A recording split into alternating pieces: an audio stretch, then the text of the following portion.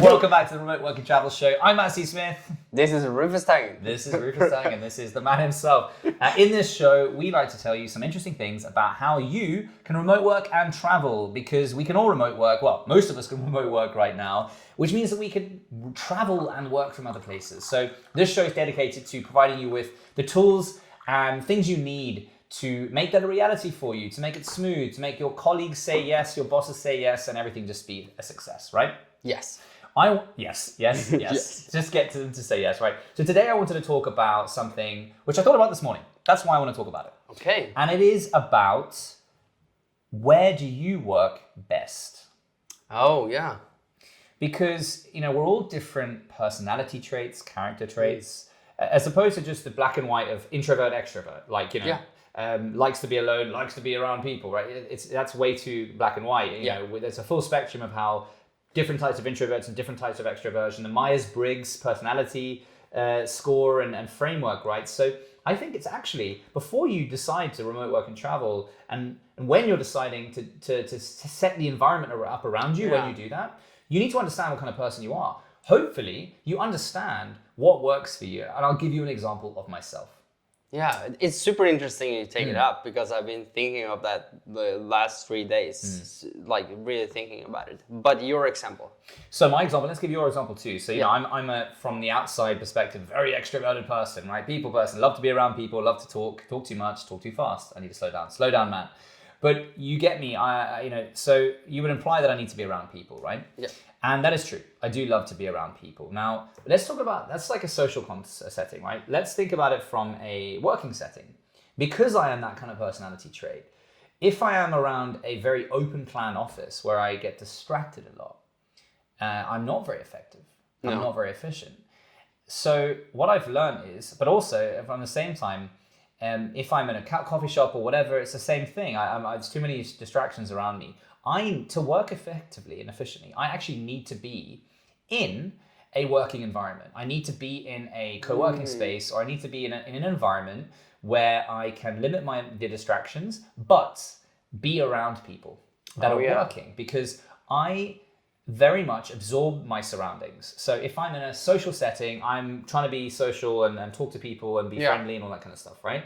I'm also quite good at being alone. I actually quite like to be alone sometimes. That's why I like to live alone, because obviously when I'm not in a relationship, it's great, because you can make time for yourself, and then when you want to talk to people, you can call them or invite them for dinner or meet them for dinner or whatever it might be, right? Yeah, self-time is so underrated. It is, and I've learned to like that. It's not always been the case. So the point I wanted to make was, remote work isn't actually brilliant for me if I'm not at least 3 days a week in a co-working space, sitting and somewhat undistracted, but in an environment where people are working. Because like I said, I absorb the environment around me. So if I'm in a space where people are working, I absorb that. I feel the sense of urgency. I feel the sense of professionalism. So I actually am more likely to sit down, put my phone away, and actually get into a work setting. So for me, it's a lot about getting into that setting. If I walk into a cafe, I'm distracted by the environment.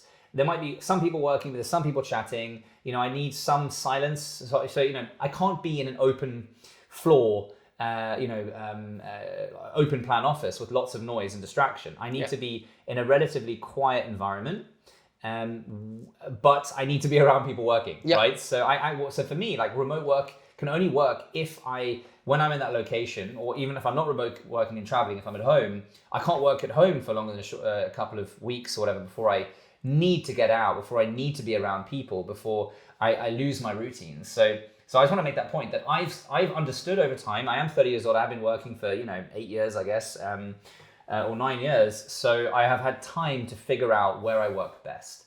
And that's one step. That's one step. Yeah. Have you thought about another thing that I've been thinking of? It matters of what kind of work you do, where you work. So yes, you can be surrounded around people. Let's say my case, so I can explain it better. So for me, it's like, yes, I love to work in an office where I feel the same as you, like people working. I get super effective, because if I'm slacking off, I feel that I should work as well, because the other one's working, and you like live on their energy to like really go into it. But at the same time, when I do creativity, like work that needs my brain to like flow, I feel if I have too many people around me, they maybe I get thoughts like they will judge what I'm like working on. Oh, really? Yeah. So you don't like let loose all your opinions because Yeah. you're worried that someone might think it's ridiculous or Yeah, so let's say you're like if you're a painter and you're in like super straight environment and you want to use pink on your painting, you're like, no, that people are gonna judge that. That's a little bit with creative work as well. Yeah. It's like, should I put the extra thing there because I think it's cool, or do you think people would judge that? So I think you have to also look on what profession are you having and where can you like do the best in that area you're gonna work in. So for me right now, I'm sitting in an office surrounded with great people, but I also need the time of me stepping back and like open my mind freely to create some new stuff that I haven't done before. Because if I'm sitting editing videos or whatever that people have seen before, like in that style, I know they like it, so I will just crack on. But to invent something cooler and better, I need to be alone and like open my mind and have no judgment. Thanks for sharing that, because I think many of you might be able to relate to that. Let us know in the comments if you do and what works for you. So for me, that's what stood out from our conversation actually, was that we both need to identify what work we're going to do that day. Yeah, I think that's quite important to have the flexibility to be able to go into an environment where you want to do that kind of focused work, which is just getting busy, getting stuff done. Off a to-do list. I need to be in an environment like where we are right now in Mesh in the middle of Oslo, like the cool co-working space. But creative work, I agree with you on that as well. When you sort of want to scribble on a board and just be completely free with no judgment, then you stay home for that kind of stuff. Yeah. So maybe that's when you start to identify like, hey, today I'm going to focus on this, or at least half the day I need to do this. Like I need to get this stuff done. So I'm going to go into the co-working space from 10 or 11 till 3 to get it all done. Because I'm going to have some calls as well, and I'd rather be in a nice meeting environment when I'm going to have those calls and things like that, as opposed to be sitting on my sofa and there's always a dirty background or some jumper on the whatever it is, right? And then obviously on the days or the hours that you need to do the creative work, then you focus on doing that at home or in this setting that works for you. So I think that's a really good idea. Like identify. And I know for many people who have jobs that are well defined, whether you're developing and coding, maybe you have some strict hours typically where you're coding, you need to just be like, locked in, headphones on. Maybe that's obviously work at home for you. But then, when you want to have meetings and workshops, then you need to be in a kind of a different environment. So I think that's a nice setting. So the point of this really is for you to realize what kind of person and personality trait you are, therefore what environments you work best in, and then setting yourself up for success to have those environments available to you wherever you're remote work and traveling. Whether you have access to a co-working space, because you can buy bundle tickets to co-working spaces, by the way. And we've done that. You can buy day passes to some, not all, but many. You can buy bundles of 5, 10, 20 passes per month. So you basically have the option to go in for 2 days a month, 2 days a week, or whatever it is, or on a weekend, without having to do a full-time membership. And that's on a month-by-month basis. Or obviously, like I like to have access to a co-working space where I can go to 3 days a week. I typically go Tuesday to Thursday. And Mondays, it's a nice day to sort of start the week off at home doing some creative stuff. Starting off in a really fun and energetic and entertaining way for yourself, an enjoyable way.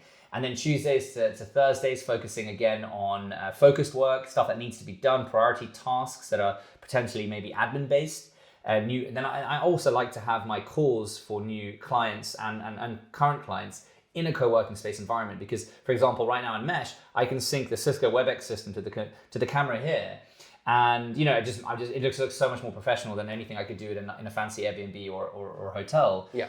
And you're guaranteed that it's going to work. The Wi-Fi here is mostly guaranteed to work. You're not going to have people dropping out or bad signals and things like that. So that's really important for me. So I hope you got some value out of this episode. Let us know what you think in the comments. Think about liking this video. We would love you to do that. We're trying to grow this channel, and subscribe to the channel if you want to see some of the more things we talk about. We're going to be talking about paying rent, Airbnb versus short, long-term rentals, decentralized offices, taxes, insurances, and some of the questions that you ask, we will answer to on the channel. So Thank you so much for watching this episode of the Remote Work and Travel Show. I'm Matt C. Smith. This is Rufus. We'll see you in the next episode. Bye. Cheers.